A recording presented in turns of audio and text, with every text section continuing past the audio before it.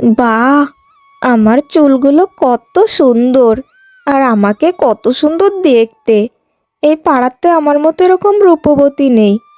আরও আমি তো শুধু পাড়ার কথা বলছি, এই গ্রামেই এরকম কেউ নেই।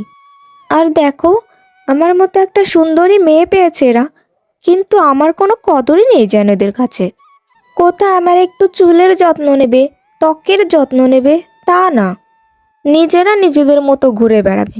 আমার মনে হয় আমার মাও আমার বৌদিও আমাকে দেখে হিংসা করে, না হলে তো আমার চুলের যত্ন নিত।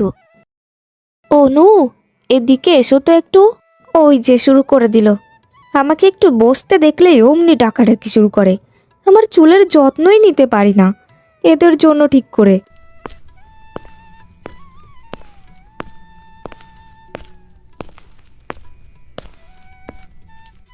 কি হয়েছে বলো? বলছি বোন, একটু রান্নার এখানে এসো না।